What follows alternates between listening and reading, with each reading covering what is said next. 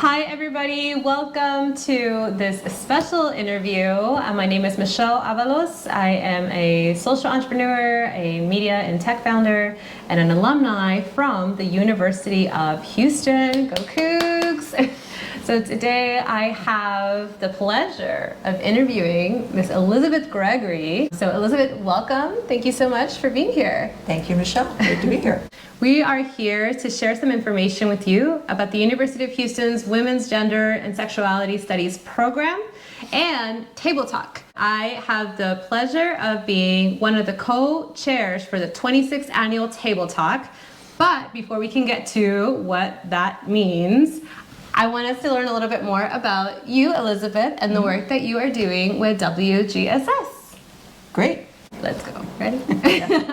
For everyone that is not familiar with the program, Elizabeth, can you tell us a little bit more about WGSS? I would be happy to. We've been around since 1991. We started out as a women's studies minor, and we now offer a BA in women's gender and sexuality studies, as well as minors in LGBT studies and women's studies. And we also offer a graduate certificate in WGSS. So we have been part of the community on campus for a long time. When I was at U of H, I didn't know that this program existed, so. I feel like we need to do more advertising, it's true. Have you seen a strong enrollment for the program? Well, we see more than 1,000 students a year in our courses, close to about 1,500, I would say. Wow. So those are not necessarily majors and minors, because many students take one course or two, just because they want to augment their work with, whatever it is they're studying, with discussion of gender and sexuality. And they also know that it's going to impact the way they interact with their jobs. They want to know basic things like what are their rights, but also what are the discussions that are going on around employment, and there's so many stories all the time, like the soccer women's wage issue and things like that. But that it's not just soccer, right? That's an issue across industry. That's the part that I love, because you need the different perspectives to come in. And even if, for example, although I wasn't majoring in women's studies, but if I would have been part of that conversation earlier on, like how would that have impacted my development as a professional, even, right? And so that's super, super awesome that you guys are already doing that. And just for context, so a student goes through this WGSS program, what types of careers are you seeing them go into? Well, I was just talking to some students yesterday because they are majors, and some of the minors do a capstone course in their senior year. They work in community organizations that deal with gender and sexuality in some way, but they try often to pick community organizations that would have some connection to their potential career. So yesterday I was talking to somebody working toward law school, and then I was this morning talking with somebody who's a journalist and specifically interested in working at Outsmart, I think, or other possible venues. It turns out that gender and sexuality are part of most disciplines. I mean, if you think of business, there's this huge dynamic of women's entrepreneurship and women's wages and the way women can participate in the workforce around issues like paid leave. Those are all, business issues, but they're also gender and sexuality issues. Yeah, and you said it perfectly. It's whether or not you identify as female. We all interact with women all day long, everywhere that you're going to be. And so I think it's important for everyone to be involved and to keep an eye out on what WGSS is doing. And you mentioned that there's also an institute, like a research institute, right, as part of it. Tell me a little bit more about that. So that started in 2019, and that's an Institute for Research on Women, Gender, and Sexuality in Harris County in the Houston area. And our focus is on gathering data around gender and sexuality so that we can communicate it to the community, and it can be the basis for policy decisions, because currently a lot of policy decisions around these areas are made on the basis of very little actual information or data. Yeah. So if you're dealing with precarious populations or people who are at various kinds of risk, it's hard to gather that data. People don't necessarily want to tell you if they think you're going to use it against them. And we're not trying to get data that would put anybody at risk, but we do understand that in order to figure out what services are needed, you need to know what your population is and what their needs are. So we work with community organizations who deliver services like domestic violence shelters or LGBT resource centers of different kinds, or child care providers, or anything that interacts with the way women live their lives and gender is experienced by people in the community. So, for instance, we will be issuing a report shortly or maybe by the time this comes out, we will have already issued a report on a study we did with domestic violence providers in the community, which are shelter and non-residential agency CEOs and executive directors, about the needs of their group. And we are suggesting a kind of reorganization of some of that service provision through centralization of some services that are redundant when each operates on their own. So we are providing to the community some data gathered from law enforcement and shelters that hasn't been provided previously, because it takes work to sort of gather and refine this data, and we hope that it will be a basis for people making informed decisions about policy. Yeah, no, that's so good and needed. And everything you were just saying firstly reminds me of my degree in supply chain, because I tell everybody I live the world through supply chain lens. Like, I can't look at anything without thinking of it as from a supply chain perspective. And so when you were explaining that piece and what that data helps to do in the research and optimizing the services in the domestic violence space, immediately I just started picturing, like, okay, here are all the nodes, and how's the inventory planning and demand planning, and like all the things that you would use in a traditional supply chain role, but it applies to social services as well. Absolutely. Wow. And so I imagine that someone that is involved in like the tech space, someone that's really heavy on like data visualization, they would actually plug in really well to working with the program. Right? Yes. Wow. Okay, so we need to come up with a project. So coming soon. Excellent. Yay. So when the report comes out, make sure that you spend some time reading through that. I think it's extremely important for somebody that understands the impact of growing up in a home where domestic violence is very present. Having a program like WGSS and the Institute coming together to put together this report is extremely important, because it allows us to make these changes that are necessary so that the people that need the support and the help and the resources are able to get them faster and easier. And so thank you so much for all the work that the Institute is doing and WGSS is doing, because y'all are also putting together the future pipeline of the people that are going to go into those type of jobs and into that type of work every single day, so that individuals that need support are able to receive that. I'm also curious, so for somebody that doesn't, you're not a student, or you're not planning to go back to school, aside from being able to digest the reports that the Institute is putting out, how else can they get involved with the work that y'all are doing? Well, many ways. So certainly support by donating, joining the Friends of WGSS, coming to Table Talk, supporting us through that, becoming a supporter of the Institute. Those are all available online. But also connecting us to organizations that you work with that might have data that would be relevant, that should be part of our community's analysis of its own workings, which is what we're trying to facilitate.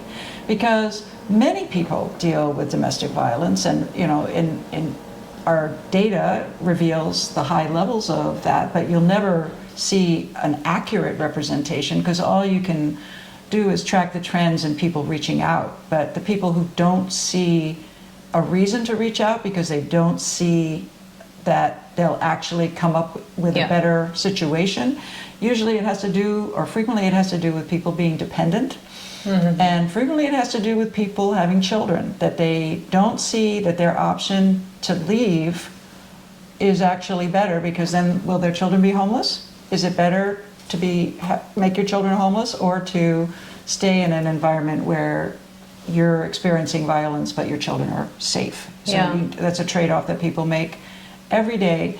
And you realize that there's a lot of kinds of interventions that are like funding the shelters and the different agencies. That's good. But really, if you want to step back and think about, well, how do we address the issues that cause these things? Then you also have to be thinking about, well, how do we make sure that women's wages are equitable, so that a person is making enough that she could afford to leave on her own if she needed to.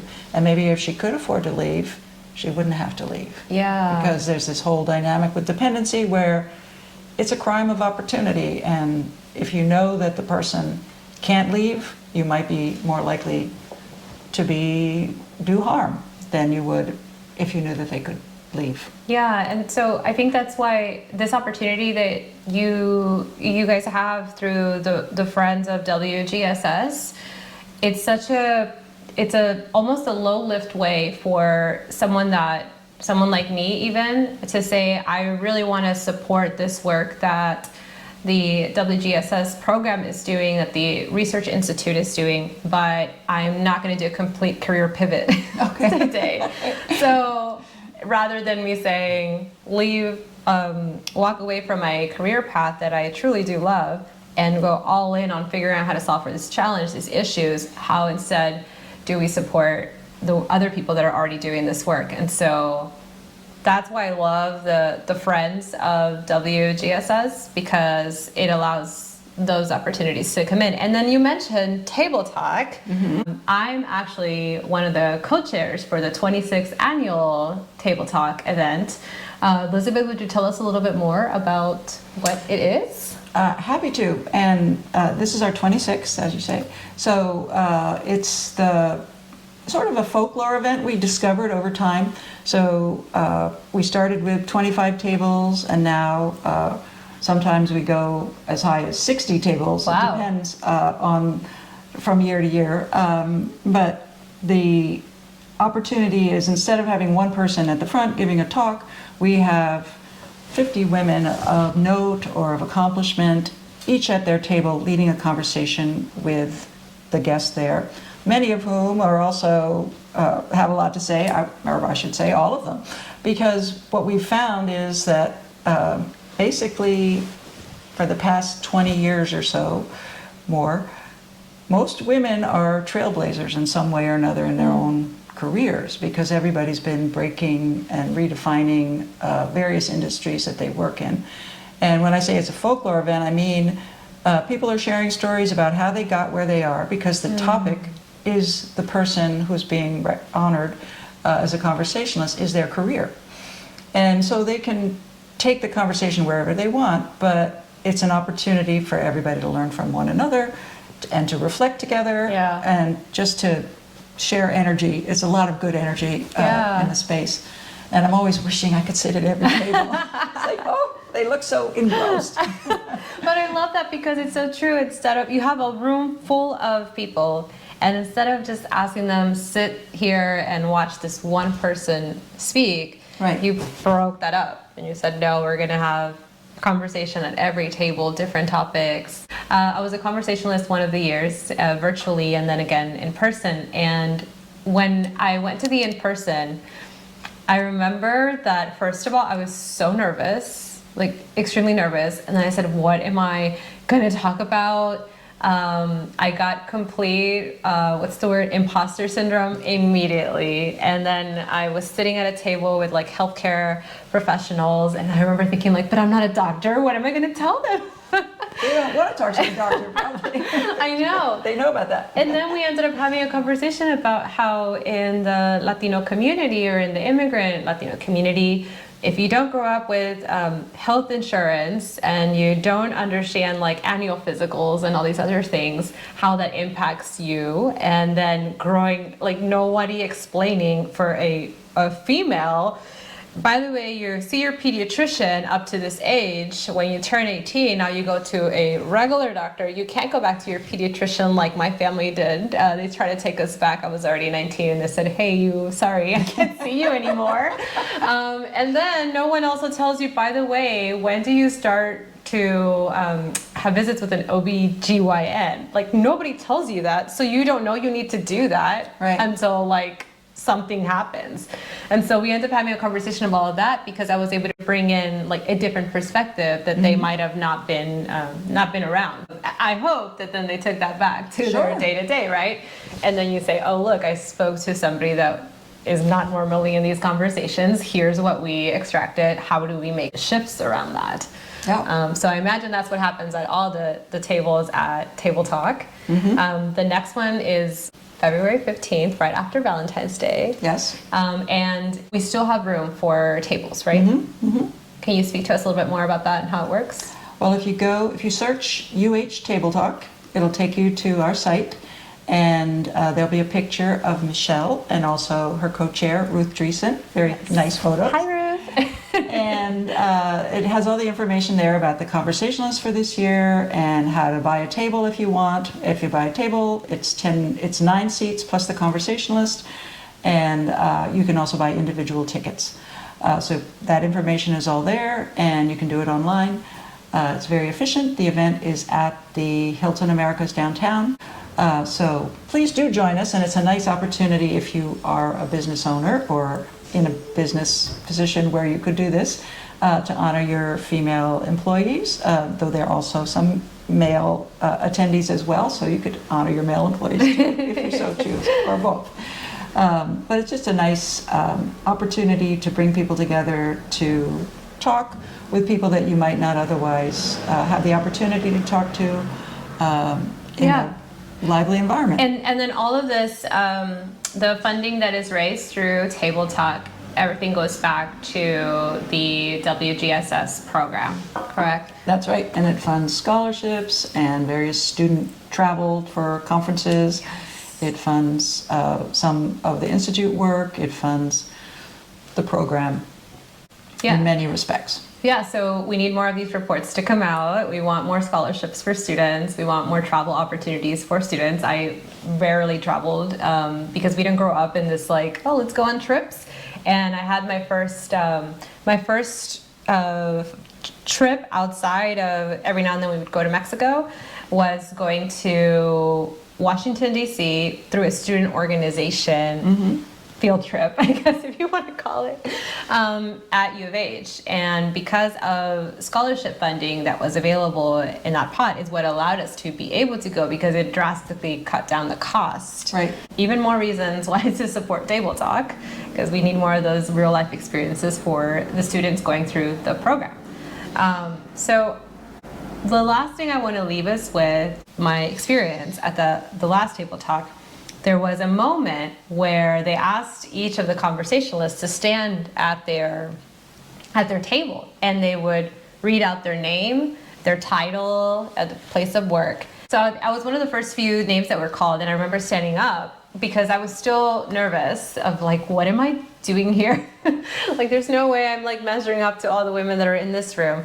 And they start calling the names out, and then I get the privilege of standing already as I watch almost every other conversationalist stand and be honored, and thinking like, oh my gosh, I'm here. Like, wait, I'm one of the women that is also standing along with this group of like powerful, badass ladies. Like, yes, exactly.